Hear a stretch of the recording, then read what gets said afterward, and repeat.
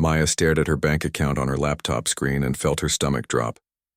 Rent was due in 2 weeks, and she was short by almost half the amount. Being a graduate student meant living on ramen noodles and hoping her research grant would cover basic expenses. Her tiny apartment near the university was already pushing her budget to its limit, but finding somewhere cheaper would mean adding an hour-long commute to her already packed schedule. She had tried everything, asked her parents for help, but they were still paying off her younger brother's college loans. Applied for extra work at the lab, but her advisor said there wasn't enough funding. Even considered getting a part-time job at the campus coffee shop, but that would mean sacrificing precious research time. The only solution left was finding a roommate. Maya had always been a private person. She liked her quiet evenings, her organized space, and not having to worry about someone else's schedule or habits. But desperate times called for desperate measures. She posted an ad online, trying to sound friendly but firm about her boundaries. Graduate student seeking responsible roommate, quiet apartment near university. Must be clean, respectful, and okay with occasional late-night study sessions. References required. The responses started coming in immediately, and Maya quickly realized why she had avoided roommates in the first place. The first person wanted to throw parties every weekend. The second asked if her boyfriend could essentially live there too. The third seemed nice enough until she mentioned her 3 cats and emotional support peacock. Maya was about to give up when she received a message from someone named Zara. The message was brief, but perfect. Hello, Maya. I'm interested in the room. I'm quiet, clean, and travel frequently for work, so I won't be around much. I can pay first month's rent plus deposit up front. I don't have parties or guests. Would it be possible to see the room this weekend? It seemed too good to be true. Maya scheduled a meeting for Saturday afternoon, half expecting Zara to be some kind of nightmare roommate hiding behind polite messages. When Saturday arrived, Maya cleaned her apartment twice and practiced what she would say. She wanted to seem friendly but not desperate, even though she definitely was. At exactly 2 o'clock, there was a soft knock on her door. Maya opened it to find a woman who looked to be around her age, maybe a year or 2 older. Zara had striking features that Maya couldn't quite place. Her hair was an unusual shade of silver white, almost like moonlight, and her eyes were the most incredible violet color Maya had ever seen. Her skin looked perfect, almost like it had a subtle glow to it. "You must be Maya," Zara said, her voice carrying just the hint of an accent Maya couldn't identify. "Thank you for meeting with me." "Of course, come in, please." Maya stepped aside, trying not to stare at her visitor's unusual beauty. Zara moved through the apartment with an odd grace, almost like she was floating rather than walking. She examined everything carefully but didn't touch anything without asking first. When they reached the spare bedroom, she stood in the doorway for a long moment, just taking it all in. "This is perfect," she said finally. "Very peaceful. I work unusual hours, so having a quiet space is important to me." "What kind of work do you do?" Maya asked, curious about someone who could afford to pay up front but worked strange hours. Zara paused for just a moment too long. "Consulting. International consulting. I work with companies in different time zones, so my schedule can be unpredictable." It made sense, Maya supposed, though something about Zara's hesitation made her wonder if there was more to the story. But the woman seemed genuine, and Maya really needed the money. "Do you have any questions about the apartment? Rules or anything like that?" Maya asked. "Only a few requests," Zara said. "I would prefer to keep my room private. I have some expensive equipment for work that I need to keep secure, and I was hoping I could have access to the basement storage area. I have some items that need to be kept at specific temperatures." Maya nodded. She barely used the basement anyway, and privacy was something she understood. "That sounds fine. Any other questions?" "Just one. You mentioned late-night study sessions in your ad. What are you studying?" "Xenobiology," Maya said, watching for the usual blank look people gave her when she mentioned her field. "It's the study of what life might be like on other planets. Theoretical mostly, since we haven't found any yet." But instead of looking confused or bored, Zara's violet eyes seemed to brighten with interest. That sounds fascinating. You must have to think very creatively about what's possible. Maya felt herself smile. It was rare to meet someone who didn't think her field was a waste of time. Exactly. Most people think it's silly to study something we haven't proven exists yet. I think, Zara said carefully, that the universe is far more surprising than most people imagine.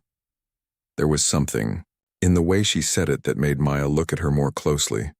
But Zara had already moved on, asking about utilities and parking. An hour later, they had worked out all the details. Zara handed over first month's rent plus deposit in cash, which struck Maya as unusual, but definitely helpful. They agreed she would move in the following weekend. "Thank you, Maya," Zara said, as she prepared to leave. "I think this arrangement will work well for both of us." After Zara left, Maya sat in her kitchen, still processing the meeting. Her new roommate was certainly different, but in a good way. Quiet, respectful, financially responsible, and apparently the first person Maya had met who didn't think studying alien life was weird. The following week passed quickly. Maya threw herself into her research, working on a paper about possible protein structures in high radiation environments. It was theoretical work, but she loved the puzzle of trying to imagine how life might adapt to conditions completely different from Earth. Saturday morning arrived with another soft knock on her door. Maya opened it to find Zara with a single, black suitcase and what looked like a small electronic device she didn't recognize. "This is all you're bringing?" Maya asked, surprised. "I don't keep many possessions," Zara said simply. "Too much stuff makes it harder to move when necessary." Maya helped her carry the few items to the bedroom, noticing that the electronic device was surprisingly heavy for its size. When she asked about it, Zara explained it was a specialized humidifier for her work equipment. "I'll try to stay out of your way," Zara said as they finished. "I know having a roommate is an adjustment. Actually," Maya said, "it might be nice to have someone around. I spend way too much time talking to myself." Zara smiled, and Maya noticed again how unusual and beautiful her features were. There was something almost otherworldly about her, like she belonged in one of the fantasy movies Maya secretly loved watching. The first few weeks of living together went smoothly. Zara kept to her word about being quiet and clean.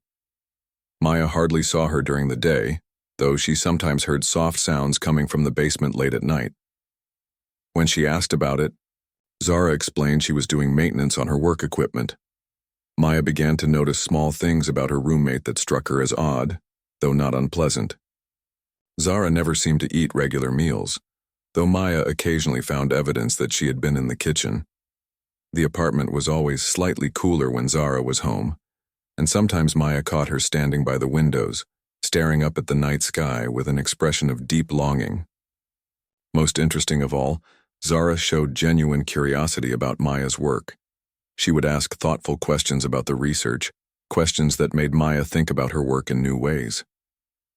"Do you think," Zara asked one evening as they shared tea in the kitchen, "that if alien life existed it would be completely different from life on Earth? Or might there be similarities?" Maya considered the question carefully. "I think there would have to be some similarities. Basic chemistry, physics, the need for energy. But the differences could be amazing, different atmospheric conditions, gravity, radiation levels. They could create forms of life we can't even imagine." Zara nodded thoughtfully. "And do you think such beings could ever coexist with humans, if they were discovered?" "I hope so," Maya said. "I think fear would be the biggest obstacle. People are afraid of things they don't understand. But if there was communication, mutual respect," she shrugged. "I'd like to think we could find common ground." Something in Zara's expression shifted, becoming softer and more vulnerable. That's a beautiful way to think about it. As winter began to fade into spring, Maya realized she had grown genuinely fond of her mysterious roommate. Zara was the perfect housemate in many ways, respectful, interesting, and surprisingly comforting to have around. Maya had always thought she preferred solitude, but she found herself looking forward to their evening conversations. She might have gone on like this indefinitely, content with the pleasant mystery of her unusual roommate, if not for the night she came home early from the lab with a splitting headache and walked into something that changed everything. Maya had planned to work late, but her computer crashed and she lost 3 hours of work. Frustrated and tired, she decided to call it a night and try again tomorrow. She came home to find the apartment dark and quiet, which was normal. Zara often worked in the basement or in her room with the door closed. Maya headed straight for the bathroom, hoping a hot shower would help. Maya stared at Zara, her mind racing to make sense of what she had just witnessed. The glowing had stopped, the symbols had faded, but the memory of what she had seen was burned into her brain. Her roommate, her perfectly normal, quiet roommate, wasn't human. "Please don't run," Zara said quietly, still sitting cross-legged on the floor. Her voice had returned to normal, but Maya could hear the fear in it. "I know how this must look." Maya found herself taking a step backward anyway, her hand still gripping the door handle. Every instinct told her to leave, to get as far away as possible. But something in Zara's expression stopped her, the same vulnerability she had glimpsed during their conversations about alien life, magnified 100 times. "What are you?" Maya whispered. Zara slowly got to her feet, moving carefully as if Maya might bolt at any sudden movement. "I'm from Kepler 442b. It's a planet about 1/200 light-years from here. I've been on Earth for 2 years. The scientist in Maya kicked in, overriding her fear. Kepler 442b was a real exoplanet, one that researchers had identified as potentially habitable. She had read papers about it, theorized about what life might exist there, but this was impossible. "Prove it," Maya said, surprised by her own boldness. Zara nodded slowly and held out her hand, palm up. As Maya watched, the skin began to shimmer again, and one of the strange symbols appeared, glowing softly blue. It looked like a combination of geometric shapes that hurt to look at directly, as if Maya's brain wasn't designed to process the pattern. "We call them life marks," Zara explained. "Every person from my world has them. They show our family line, our age, our health status. This one," she pointed to the symbol, "means far from home." Maya stepped closer despite herself, fascination overtaking fear. "How is this possible? The distance alone?" "We have technology you don't." "Had technology," Zara corrected herself, sadness creeping into her voice. "I was part of an advanced team, scouts sent to study potentially habitable worlds, but something went wrong with our mission. I lost contact with my team, with my homeworld. I've been trapped here ever since." "Trapped?" Maya sat down heavily on Zara's bed, her legs suddenly feeling weak. "You can't get back?" "Not without help from my people, and I don't even know if they're looking for me anymore." Zara sat down beside her, careful to maintain some distance. "Maya, I want you to know, I never meant for you to find out. I chose to live with you because you seemed kind, and because your work made me think you might be more open-minded than most humans." Maya looked at her roommate, her alien roommate, and felt her world shifting around her. "Why didn't you contact the government? Scientists? People who could help you?" Zara's laugh was bitter. "And end up in a laboratory, dissected to see how I work. I've studied your species, Maya. I know what humans do to things they don't understand." The truth of that statement hit Maya hard. She thought about the movies, the books, the way humanity typically reacted to the unknown. Fear first, understanding later, if at all. "So you've just been hiding for 2 years?" "Surviving," Zara corrected. "Learning to pass as human, looking for signs of my team, trying to find a way home." They sat in silence for several minutes, both lost in their thoughts. Maya found herself studying Zara's profile, seeing details she had missed before. The way her ears were slightly pointed at the tips. How her skin seemed to have a faint luminescence even when she wasn't glowing. The graceful way she moved, as if gravity affected her differently. "I have so many questions," Maya said finally. "I know, and I want to answer them." "But Maya," Zara turned to face her, If you can't handle this, if you need me to leave, I understand. I won't blame you. Maya considered it. The smart thing would be to ask Zara to leave. This was dangerous, complicated, beyond anything she had ever imagined dealing with. But as she looked at Zara's face, she saw something that made the decision easy. Loneliness. The same bone-deep loneliness that Maya had felt her entire life, amplified by being literally the only one of her kind on an entire planet. I'm not asking you to leave, Maya said.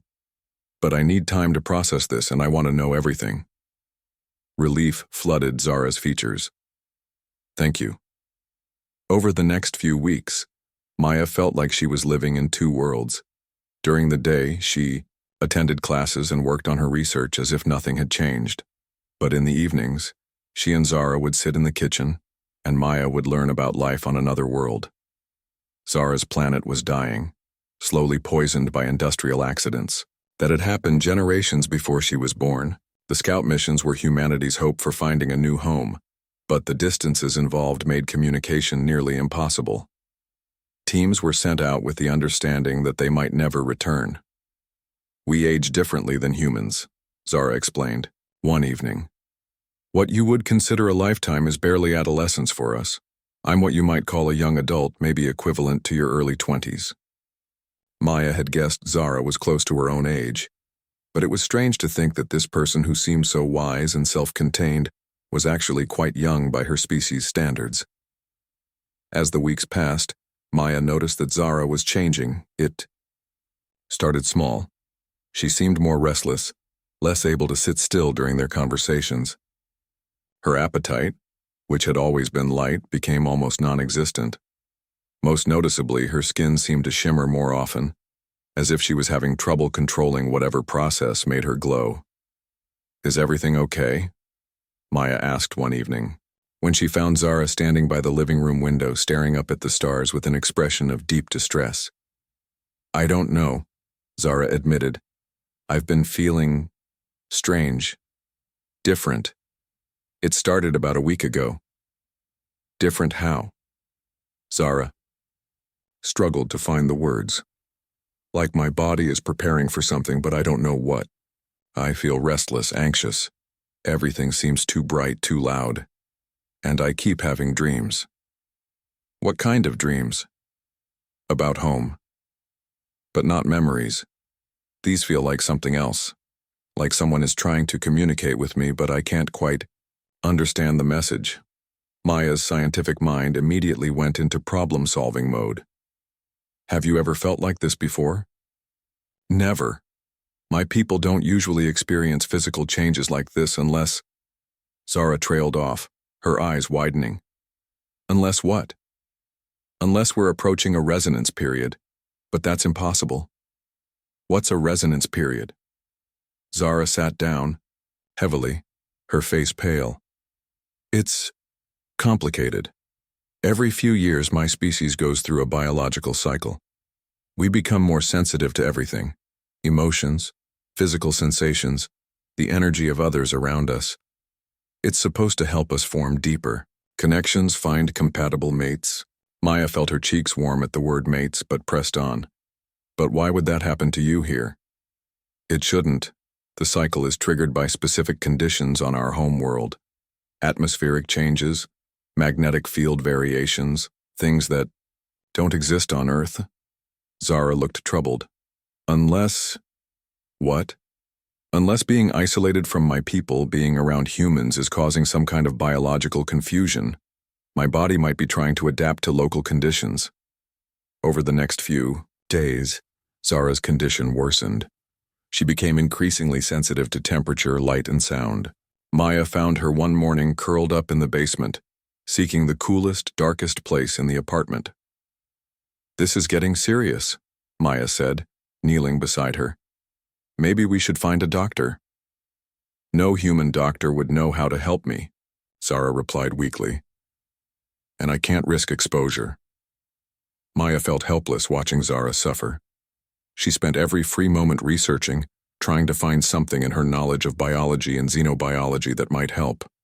Late one night, buried in academic papers about circadian rhythms and biological adaptation, She had an idea. "Zara," she said, bursting into the basement where Zara had taken to spending most of her time. "I think I know what's happening." Zara looked up from where she was lying on an old couch, her skin glowing faintly in the darkness. "What do you mean?" "Your body is trying to adapt to Earth's conditions, but it doesn't have the right triggers. It's like imagine if a plant from a desert was trying to bloom in a forest. It knows it should be doing something, but it doesn't have the right signals. So what do we do?" Maya took a deep breath. "I think you need connection. Real connection. Your resonance period is designed to help you bond with someone, right? Maybe that's what your body is looking for." Zara stared at her. "Maya, you don't understand what you're suggesting. The resonance period isn't just emotional, it's physical, mental, everything. And between different species." She shook her head. "It could be dangerous." "More dangerous than what's happening now?" Maya asked quietly. Zara didn't answer, but Maya could see the fear and hope warring in her violet eyes. Something was building between them, had been building since the night Maya discovered the truth. The long conversations, the growing trust, the way Maya felt, drawn to help and protect this strange, beautiful being who had literally fallen into her life from the stars. "I want to help you," Maya said, "whatever that means." Zara reached out slowly and touched Maya's hand. The moment their skin made contact, Maya felt it, a warmth that spread up her arm and seemed to resonate in her chest. For just a moment, she could have sworn she felt an echo of Zara's emotions. Gratitude, fear, and something deeper and more complex that she didn't have words for. "Are you sure?" Maya woke up the next morning to the sound of Zara crying. It wasn't loud sobbing, just quiet, heartbroken sounds coming from the basement. Maya had never heard Zara cry before, and the sound sent a spike of worry straight through her chest. She found Zara sitting on the floor of the basement, her back against the wall, tears streaming down her face. But these weren't normal tears. They glowed softly, leaving trails of silver light on her cheeks before fading. "Zara, what's wrong?" Maya knelt beside her, instinctively reaching out. "Don't," Zara said quickly, pulling away. "Don't touch me right now. It's getting worse." Maya could see that much was true. Zara's skin was shimmering constantly now, and the life marks on her arms were visible even though she wasn't trying to show them. Her breathing was shallow and rapid, and she looked like she was in physical pain. "Tell me what's happening," Maya said gently. "Help me understand." Zara wiped at her glowing tears with the back of her hand. "I've been trying to deny it, but I can't anymore. This is definitely a resonance period, but it's not like the ones my people normally experience. It's stronger, more intense. Being separated from my home world, being around humans, it's changed something fundamental about how my biology works." "What does that mean exactly?" "On my world, resonance periods are manageable. They bring people together, help them form bonds, but they're not desperate. This feels desperate, Maya, like my body is trying to make up for 2 years of isolation all at once." Maya studied Zara's face, seeing the exhaustion and fear there. "What happens if you go through this alone?" Zara was quiet for a long moment. "I don't know. No one from my species has ever been isolated during resonance. But based on what I'm feeling now," she shuddered, "I don't think I can survive it alone. The need for connection, for bonding, it's becoming overwhelming." "Then we won't let you go through it alone." "Maya, you don't understand what you're offering. Resonance bonding isn't like human relationships. It's deeper, more complete. It changes both people involved, and between different species." She shook her head. "I don't know what it would do to you." Maya thought about this, trying to process the implications. But looking at Zara's pain, seeing how much she was suffering, made the decision feel simple. "I trust you," Maya said. "And I care about you. That has to count for something, right?" Over the next few days, Maya did everything she could to help Zara feel comfortable. She researched ways to help with pain management, brought cool cloths for Zara's fevered skin, and stayed close by to provide emotional support. But it wasn't enough. Zara's condition continued to deteriorate. She became hypersensitive to everything. Light hurt her eyes. Normal sounds seemed too loud, and she could barely tolerate wearing clothes because the fabric felt like sandpaper against her skin. "There's something else," Zara admitted one evening when Maya found her curled up in the corner of the basement, trembling. "I've been getting stronger signals. The dreams are becoming clearer." "What kind of signals?" "I think there are others of my people nearby, but I can't tell if they're here to help or—" She trailed off. "Or what?" "Or to eliminate evidence of our presence, including any humans who know about us." Maya felt a chill run down her spine. "You think they'd hurt me?" "I don't know. My people have strict protocols about contact with other species. If they think I've compromised our secrecy—" Zara looked at Maya with haunted eyes. "I would never forgive myself if something happened to you because of me." That night, Maya couldn't sleep.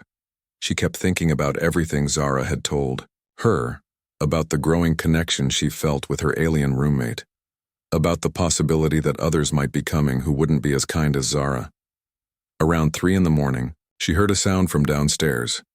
Not crying this time, but something like a low, musical humming. Maya crept to the top of the basement stairs and listened. The sound was beautiful, almost hypnotic.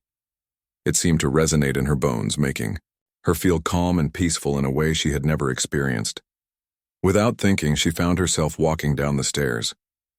Zara was sitting in the middle of the basement floor, her eyes closed, glowing brighter than Maya had ever seen her. The humming was coming from her, but it didn't sound like anything a human throat could produce. It was layered, harmonious, like multiple voices singing together. "Zara," Maya said softly. Zara's eyes opened and Maya gasped. Instead of violet, they were now swirling with colors, blue, silver, gold, like tiny galaxies. "Maya," Zara said, and her voice had those strange harmonics again. "I can't control it anymore." Maya stepped closer, drawn by something she didn't understand. "What can I do?" "Just be here, please. I don't want to be alone when it happens." Maya sat down across from Zara, close enough to touch, but not quite touching. The air between them felt charged like the moment before lightning strikes. "What's it like?" Maya asked. "The resonance?" Zara struggled to find words. "It's like, imagine every emotion you've ever felt, but magnified 100 times. Joy, sadness, longing, hope, all of it at once, and the need to share it, to connect with someone else who can understand it." As she spoke, Maya began to feel something strange happening to her own body. Her heartbeat was synchronizing with Zara's. Her breathing was matching the rhythm of Zara's glowing. It should have been frightening, but instead, it felt right. "Maya," Zara whispered, "I think it's affecting you too." Maya looked down at her own hands and saw a faint shimmer like moonlight on water. "Is that bad?" "I don't know. This has never happened before." They sat together in the glowing darkness, both of them changing in ways they didn't understand. Maya found that she could sense Zara's emotions directly, feel her pain and longing as if it were her own, and in return she felt Zara responding to her presence, drawing comfort from their connection. "The signals are getting stronger," Zara said suddenly, her expression becoming worried. "They're very close now, maybe hours away." "Your people?" "Yes, and Maya, I don't think they're coming to help. The tone of the signals, they're angry, disappointed. They think I've failed the mission." Maya felt a surge of protectiveness that surprised her with its intensity. "Then we need to be ready for them." "How can we be ready?" "You're human. I'm one person from a species. That's probably more advanced than yours. What could we possibly do?" But Maya was thinking, her scientific mind working through possibilities. Maybe the fact that we're bonding, that this resonance is happening between different species, maybe that's not a weakness. Maybe it's something they won't expect. Zara stared at her. "What do you mean?" "You said this has never happened before. Your people probably don't know it's possible." That gives us an advantage, doesn't it? As if in response to Maya's words, the shimmer on her skin grew brighter. She could feel something changing inside her, rewiring, adapting. It wasn't painful. If anything, it felt like coming home. "Maya, look at me," Zara said urgently. Maya met Zara's swirling eyes and felt the world shift. Suddenly, she could see more than just the basement around them. She could see energy patterns, the connections between all living things, the vast network of consciousness that linked every being in the universe. "This is what my people see all the time," Zara explained. "But you're seeing it too now. The bond between us is making you more like me and me more like you." Maya reached out and took Zara's hand, feeling the energy flow between them like electricity. "I'm not afraid." "You should be. If my people find us like this, if they realize what's happening, then we'll face it together," Maya said firmly. "Whatever comes next, we'll handle it as a team." Above them, something moved across the night sky. Not a plane or a satellite, but something else entirely. The signal Zara had been receiving suddenly intensified, becoming a clear, demanding call. "They're here," Zara whispered. Maya squeezed, her hand tighter, feeling their combined energy pulsing through the basement. Whatever happened next, she knew there was no going back. She was no longer entirely human, and Zara was no longer entirely alone. The hunt was about to begin, but they would face it as something new, something unprecedented in the history of both their species. Together, they rose to meet whatever was coming, their hands still clasped, their bond growing stronger with each passing. Maya and Zara didn't have long to prepare. The energy signals that Zara had been receiving were now so strong that even Maya could sense them. A persistent buzzing in her mind that felt like someone knocking on a door she didn't know how to open. "How many are there?" Maya asked as they hurried upstairs from the basement. "At least 3, maybe 4, Zara replied, her voice tight with worry. "They're using a search pattern, which means they're hunting for something specific." "You." "Yes, and now you too, probably. Our bond is creating energy signatures that they'll be able to detect." Maya felt a moment of panic.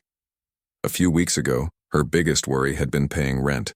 Now she was apparently being hunted by alien beings who might want to eliminate her for knowing too much.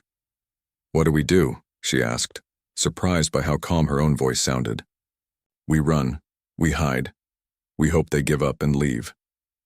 Zara was throwing items into a bag with efficient movements.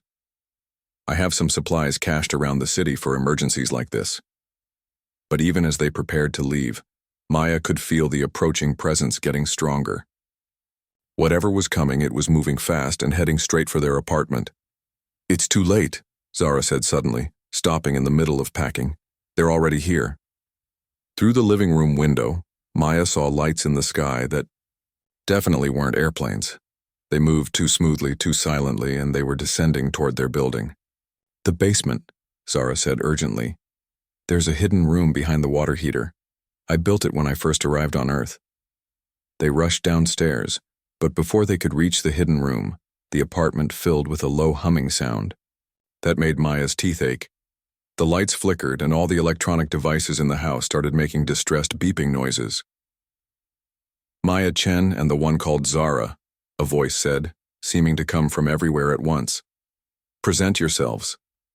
Maya grabbed Zara's hand instinctively, feeling their shared energy pulse stronger in response to her fear. "We don't have a choice," Zara whispered. "If we hide, they'll just tear the building apart looking for us." They walked slowly up the basement stairs and into the living room. Maya's first thought was that the beings standing there looked almost disappointingly normal. They were tall and elegant, with the same violet eyes and silver hair as Zara, but their expressions were cold and disapproving. "Zara of the third house," the tallest one said, and Maya noticed that their voices had the same harmonic quality as Zara's when she was emotional. "You have violated the primary directive of the scouting mission." "I have survived," Zara replied, lifting her chin defiantly. "Which was also part of my mission." "You have contaminated a native species. Another, one said, looking at Maya with obvious disgust. This human shows signs of biological integration. This is strictly forbidden. Maya felt a surge of anger that surprised her. Excuse me, but I'm standing right here, and Zara didn't contaminate anything. She helped me, and I helped her. The aliens looked at Maya as if she were a pet that had just started talking. The human believes it has the right to speak in this matter. Her name is Maya, Zara said firmly, and she has every right to speak. This is her world. A world that was never meant to know of our existence, the first alien said. A world that now knows too much. Maya felt ice in her veins as she realized what they were implying. You're going to kill me. We are going to correct the situation, the alien replied calmly. The human will be neutralized, and you will return with us to face judgment for your failures. No. Zara stepped protectively in front of Maya. I won't let you hurt her. You no longer have a choice in the matter. What happened next was so fast that Maya barely had time to process it. One of the aliens raised their hand, and Maya felt a crushing pressure in her mind, like someone trying to squeeze her thoughts until they stopped. She gasped and fell to her knees, darkness creeping in at the edges of her vision.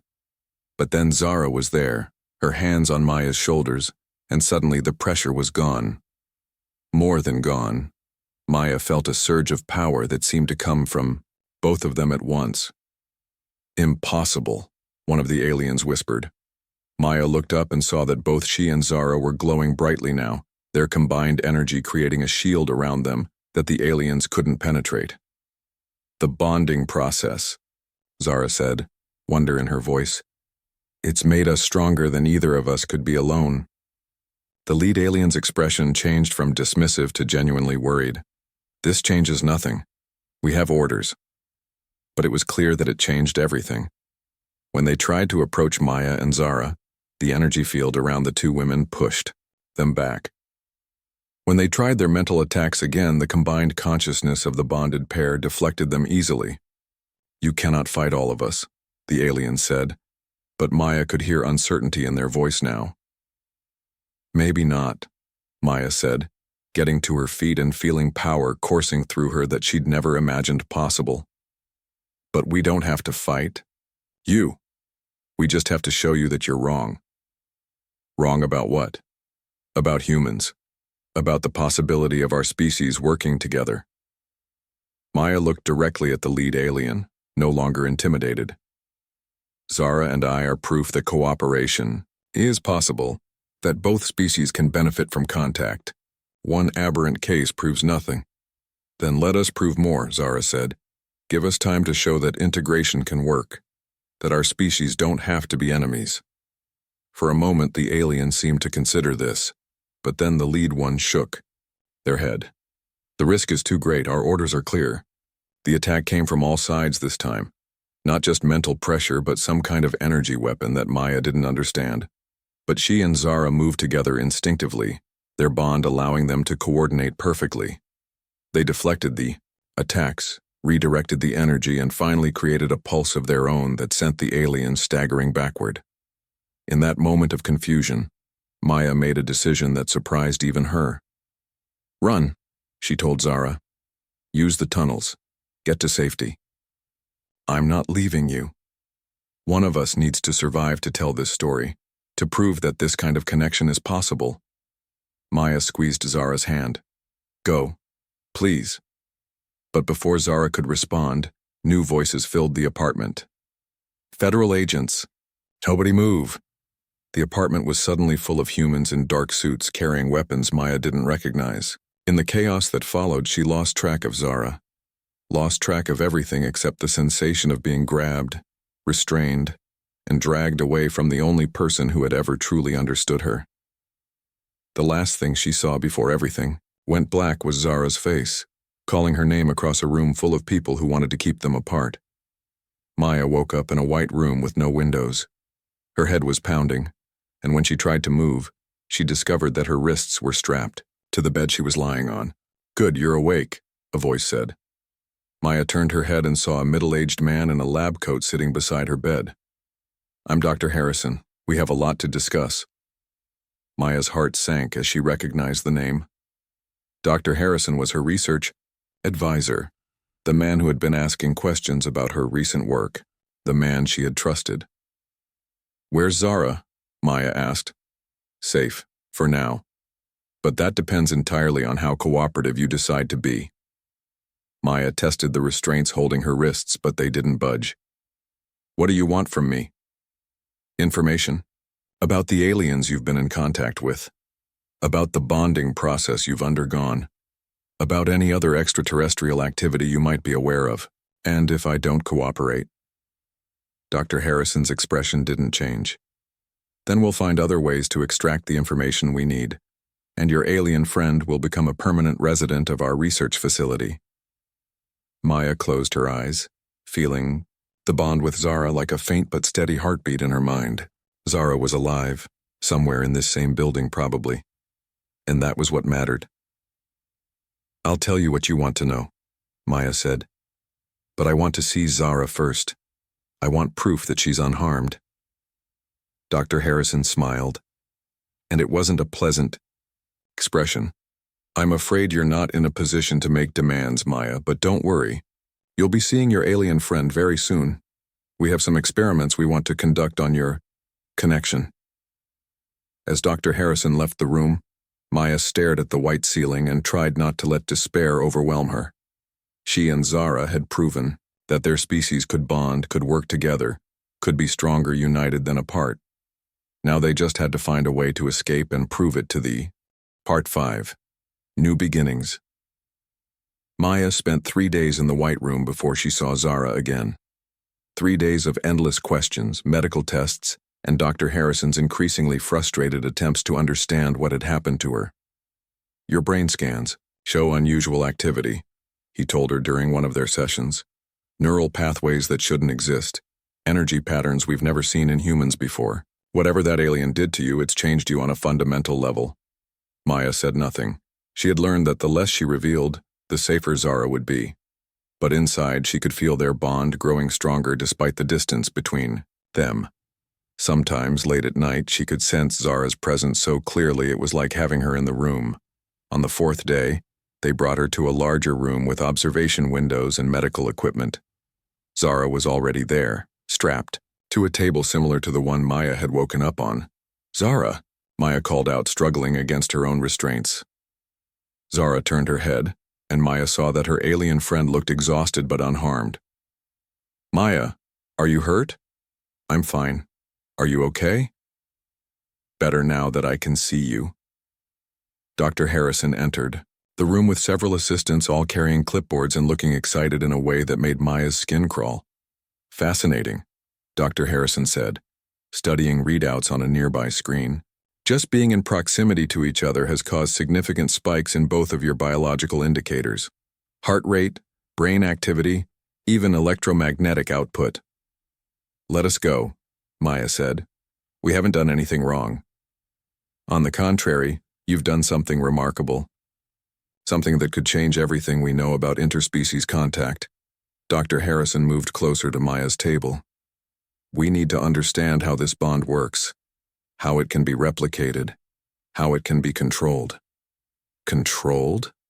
Zara spoke up, her voice carrying dangerous harmonics. "This isn't something you can control. It's a choice, freely made between two people who care about each other." "People?" Dr. Harrison laughed. "You're not people, you're specimens. Valuable specimens, but specimens nonetheless." Maya felt rage building inside her, a white-hot anger that seemed to echo and amplify through her bond with Zara. The lights in the room flickered. "Did you see that?" one of the assistants whispered excitedly.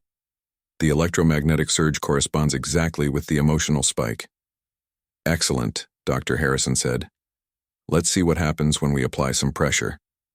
He nodded to one of his assistants, who approached Zara's table with what looked like a small electrical device. "Don't," Maya warned, feeling power building inside her that she didn't fully understand. "This will only hurt for a moment," Dr. Harrison said, and the assistant activated the device. Zara screamed, her body arching against the restraints as electricity coursed through her. But the scream wasn't just audible, Maya felt it in her mind, her soul, every fiber of her being. The response was instantaneous and devastating. Every piece of electronic equipment in the room overloaded and shut down. The lights exploded in showers of sparks. The observation windows cracked and shattered, and Maya's restraints, weakened by the electromagnetic pulse, snapped apart. She was off the table and moving toward Zara before Dr. Harrison and his assistants could react. The moment she touched Zara's hand, both women began to glow with brilliant light. "Stop them!" Dr. Harrison shouted, but his assistants were stumbling around in the darkness, trying to avoid the sparking equipment and broken glass. Maya quickly freed Zara from her restraints, and together they moved toward the door. But before they could escape, more security personnel poured into the room wearing protective gear and carrying weapons designed to subdue them. "It's over," Dr. Harrison said, producing a small device that bathed the room in red light. "Neural dampeners. They'll disrupt your connection, make you manageable again." Maya felt the bond with Zara begin to weaken, the light around them dimming. But just as despair started to set in, she heard a familiar sound, the harmonic voices of Zara's people. The wall exploded inward, and the 3 aliens who had tried to capture them earlier stepped through the debris. But now they weren't alone. Behind them came others, dozens of them, all glowing with the same energy that Maya and Zara shared. "You were right," the lead alien said to Zara, ignoring the chaos around them. "Integration is possible. We have been monitoring your bond, studying its effects. It appears that humans and our species are more compatible than we initially believed, Doctor." Harrison stared at the gathering of aliens in obvious terror. "This is impossible. How did you get past our defenses?" "Your defenses were designed to stop individual infiltrators," another alien explained calmly. "Not a coordinated diplomatic mission." "Diplomatic?" Maya asked, hope rising in her chest. "The bond you and Zara have formed has opened possibilities we never considered," the lead alien said. "Our council has decided that formal contact between our species may be beneficial after all." "You can't just decide that," Dr. Harrison protested. "There are protocols, procedures." "Dr. Harrison," a new voice said from the doorway. Maya turned to see a woman in an expensive suit, flanked by what were obviously high-ranking government officials. "You're relieved of your position, effective immediately." "Director Collins?" Dr. Harrison looked confused. "I don't understand." "This facility is now under joint human-alien oversight," Director Collins explained. "Dr. Harrison, your unauthorized experiments and violations of basic human rights have been deemed unacceptable by both species." Maya watched in amazement as Dr. Harrison and his assistants were escorted out of the room under guard. Director Collins approached Maya and Zara, her expression respectful but cautious. "Maya Chen, Zara of the Third House," she said formally. "On behalf of the United States government and the Kepler Council, I'd like to offer our apologies for this unfortunate incident." "The Kepler Council?" Zara asked. "A joint governing body established yesterday to oversee relations between our species," Director Collins explained. "Your successful bonding has convinced both our governments that cooperation is not only possible but essential." Over the following weeks, Maya and Zara found themselves at the center of a careful, gradual revelation to the world. Selected scientists, diplomats, and world leaders were introduced to the reality of alien contact. The process was slow and sometimes difficult, but Maya and Zara served as living proof that the two species could coexist peacefully. Maya continued her studies, though now her research had taken on a very different focus. She was working on understanding the biological mechanisms behind human-alien bonding, not to control or replicate it, but to help other pairs who might form similar connections, because they weren't alone anymore. Other aliens had come to Earth, and other humans had proven compatible with them. Each bonding was unique, but all of them shared the same fundamental truth: that connection and understanding could bridge any gap, no matter how vast. Zara had been reunited with other members of her species, but she chose to remain on Earth, with Maya. Her people's planet was still dying, and Earth had been officially designated as a refuge world for those who wanted to start over. "Do you ever regret it?" Maya asked one evening as they sat on their apartment balcony looking up at the stars. "Everything that's happened, everything that's changed?" Zara was quiet for a moment, considering the question. Above them, lights moved across the sky. Not UFOs hiding from detection anymore, but official transport vessels traveling between Earth and the orbital stations where the two species worked together on everything from technology exchange to cultural understanding. "No," Zara said finally. "I spent 2 years on this planet feeling completely alone, thinking I would never see my home again. Now, I'm part of something bigger than I ever imagined possible." Maya reached over and took Zara's hand, feeling the familiar warmth of their connection pulse between them. "I love you," she said simply. It was still strange to say, still amazing that she could feel the truth of it echoed back through their bond. "I love you too," Zara replied, "both who you are and who we're becoming together." In the distance, Maya could see the lights of the new Cultural Exchange Center, where humans and aliens worked side by side to build a future neither species could have achieved alone. Tomorrow, she and Zara would go back to their work as official ambassadors, helping other bonded pairs navigate the complexities of interspecies relationships. But tonight, they were just two people who had found each other across the vastness of space and chosen to build something beautiful together. Maya squeezed Zara's hand and smiled. "So what do you think? Ready for whatever comes next?" Zara smiled back, her violet eyes sparkling with starlight and possibility. "With you, I'm ready for anything." Above them, the stars looked down on a world that had just become infinitely larger and more wonderful, where love had proven once again that no distance was too great, no difference too vast, for two hearts that were meant to find each other. And in a small apartment that had once housed a struggling graduate student and her mysterious roommate, Maya and Zara planned their future together, both the personal tomorrow they would share and the broader tomorrow they were helping to create for two species learning to call each other family.